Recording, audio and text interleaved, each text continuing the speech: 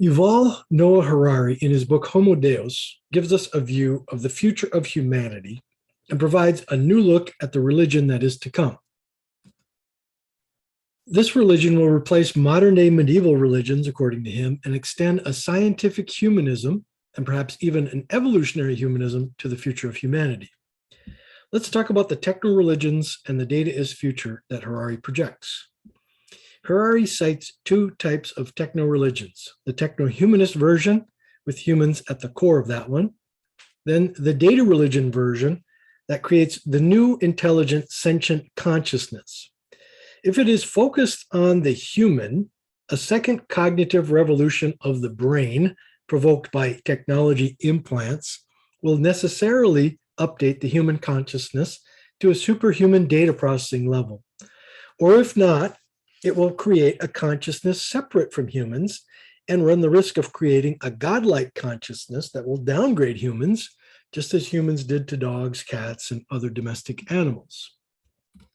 If human-focused, nanotechnology and implants, new limbs and super hearts or nanobots take over and make us increasingly into cyborgs who don't worry about death.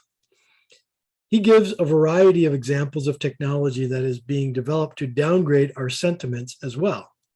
The attention helmet being one of those to prevent us from showing empathy, which is not good for that future, perhaps.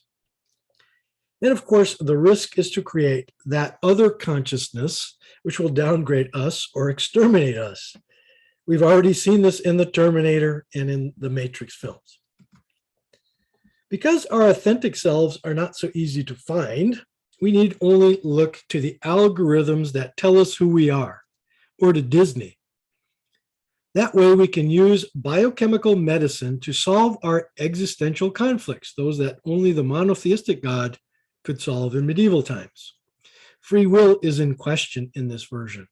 The new opiate of the people is the cell phone, which never gives us uncomfortable desires.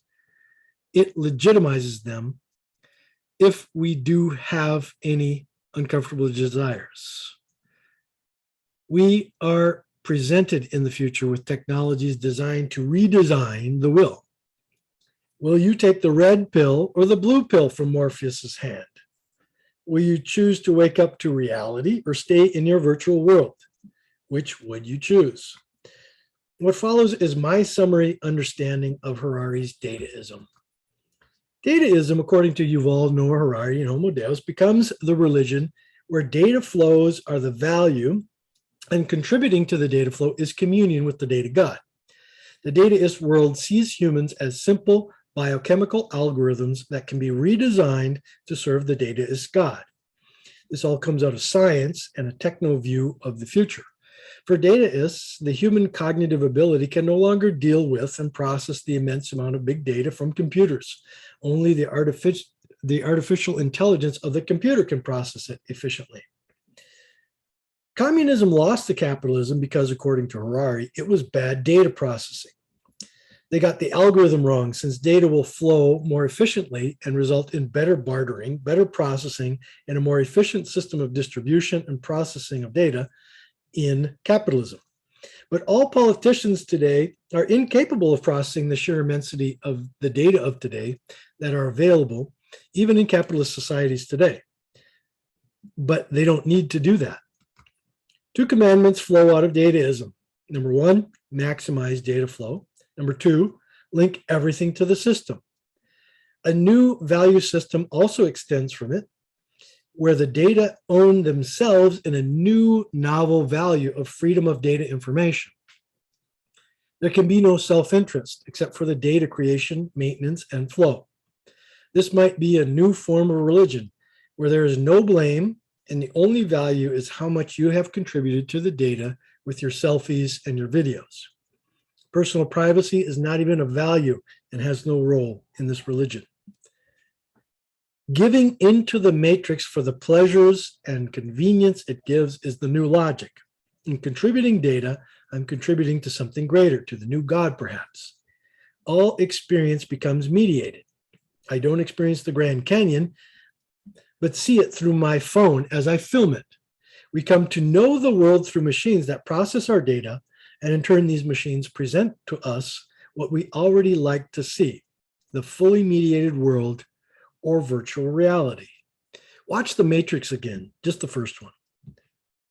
And this provokes new inventions and a totally new way of thinking and comprehending in the invisible hand of the data flow.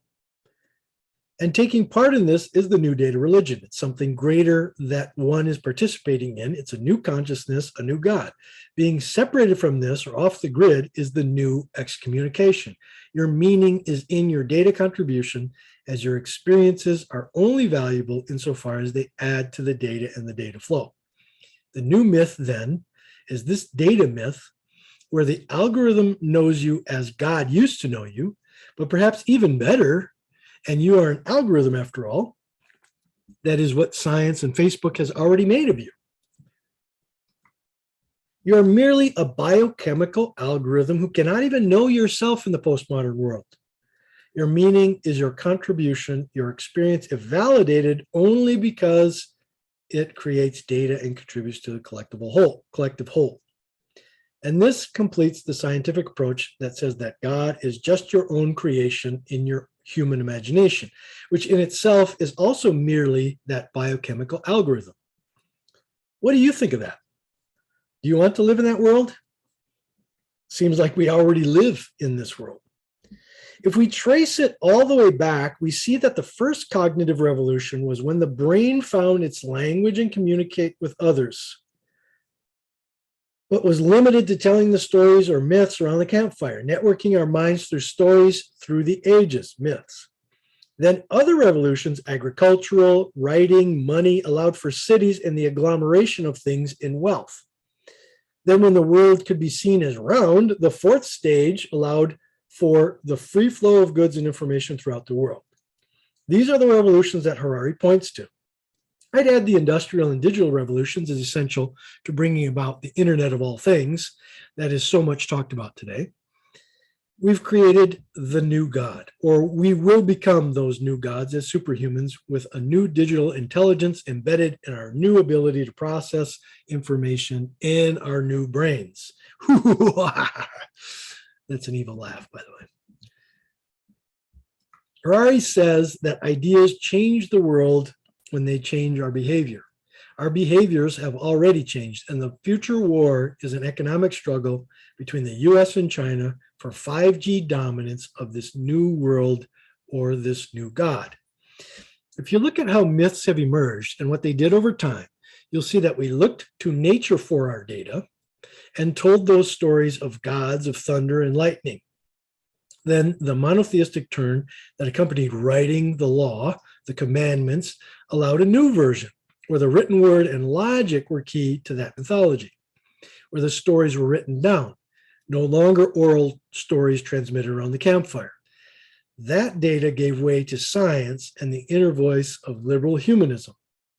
Then in turn, that inner voice gets reduced to a biochemical algorithm that when fully networked can create a new God and a new reality where you buy what other people have bought based on your browsing history algorithm, which is the new God that knows you better than you know yourself. We go, in the final instance, from scientists and engineers making computer chips to mere data algorithms, dissolving ourselves out of existence into a virtual world of free big data flow. Do we need new questions? Before, it was all about the questions and not having answers. Is this the same in the dataist world? Marvel gives us a plethora of examples of how we might upgrade ourselves in this new world.